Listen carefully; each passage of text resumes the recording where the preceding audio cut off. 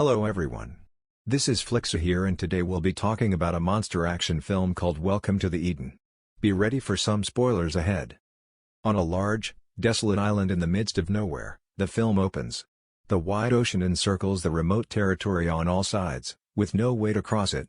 Zoa, a young lady, wakes up alone on the island's beaches with no memory of the previous 12 hours. She wanders the island in frustration looking for any indication of human existence.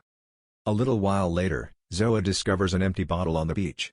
She has a flashback of the circumstances that led to her seclusion as soon as she picks it up. The scene abruptly changes to the start of everything, 1 week ago. After a difficult day at work, Zoa travels back to the city and greets her younger sister, Gabby, at the door. She slips into bed a short while later and is startled to discover a bizarre message from an unidentified number. Despite her initial misgivings about the SMS, Zoa chooses to respond to the unknown number against her better judgment. When questioned, the unknown texter admits that they are the Eden Beverage Company's correspondent. She lets Zoa know she's been chosen to go to the business opening celebration. The unknown texter mentions that the occasion involves a free journey to a far-off island and seems like a lot of fun. Zoa is intrigued by the offer and accepts it right away, grinning at the thought of going to a free island party. However, the correspondent presents a list of requirements for her to adhere to before accepting the offer. First, don't disclose the location of the event to a second party, and second, don't bring anybody along. Despite finding the guidelines to be somewhat hazy, Zoa agrees to them out of concern for losing her invitation. She prepares her belongings the next weekend and travels to the pickup location. Zoa and Judith go to the hidden site together despite pledging to abide by the company's regulations. When they arrive, they run across another invitee called Aldo, and the two of them are then guided by an autonomous drone to an abandoned building. The gang is eventually separated from the little aircraft and is then confronted with a closed door. A disguised guy emerges a little while later and lets the group into the structure where they meet and mingle with other invited guests. They don't have to wait long, however, as a convoy of party buses shows up to transport them to the island. The visitors quickly get into the car and spend the rest of the night dancing as they travel. The disguised organizers lead them to a boat after they have finally traveled for many hours to a harbor.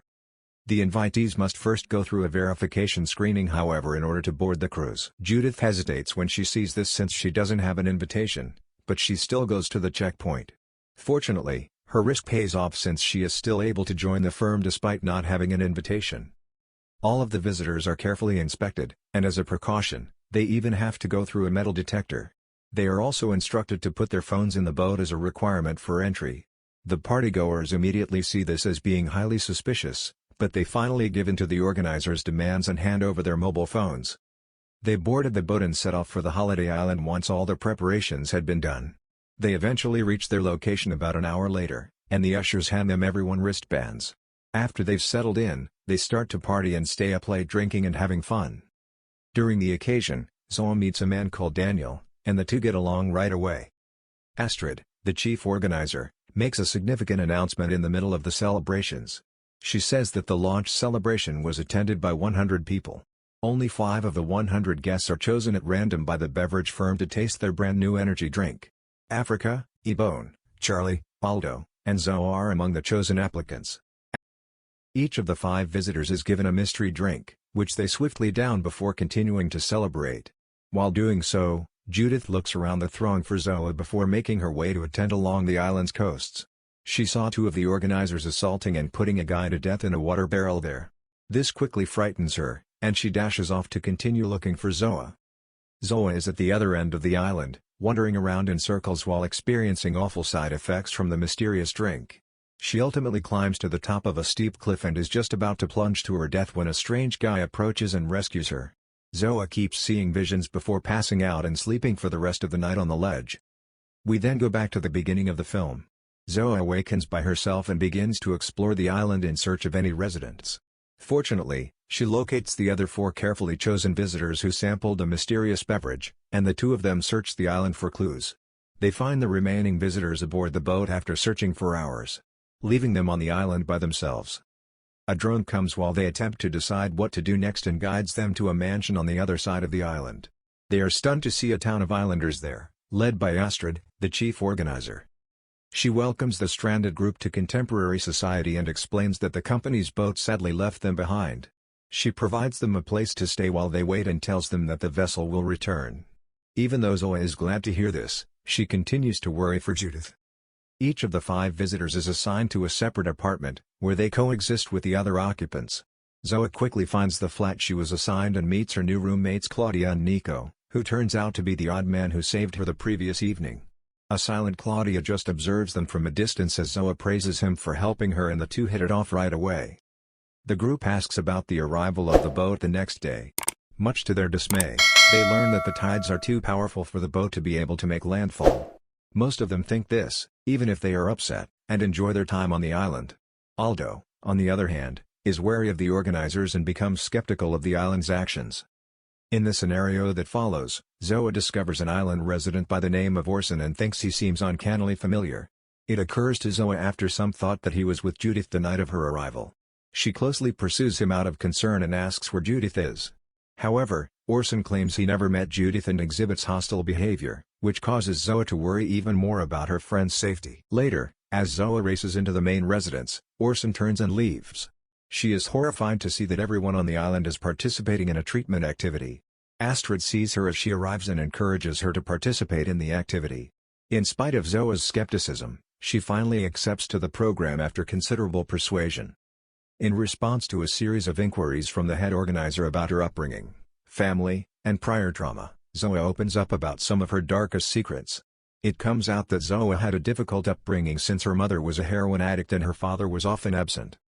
She was thus given the exclusive responsibility for looking after her younger sister, Gabby.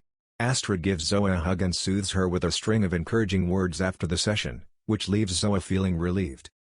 The gang learns the next morning that the boat will come the following day to transport them home.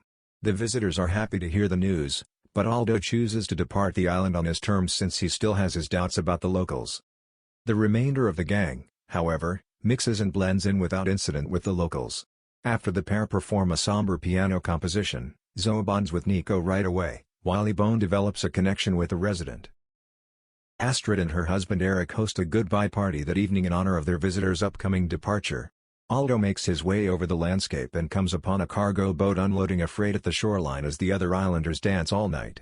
Aldo sees this as his opportunity to flee and rushes back to the group to let them know. He only succeeds in finding Charlie, who he informs of his scheme. Aldo is forced to go alone when Charlie rejects him due to his intoxication. He swims to the boat and quickly makes his way back to the island's beaches. He conceals himself amid the crates once on board and, after exhaling a breath of relief, drifts off to sleep. Aldo is awakened many hours later by the sound of the boat's motor dying. He hastily climbs to the top deck where, to his surprise, he sees one of the islanders glaring at him. Aldo kneels down at her command and looks up at her in awe.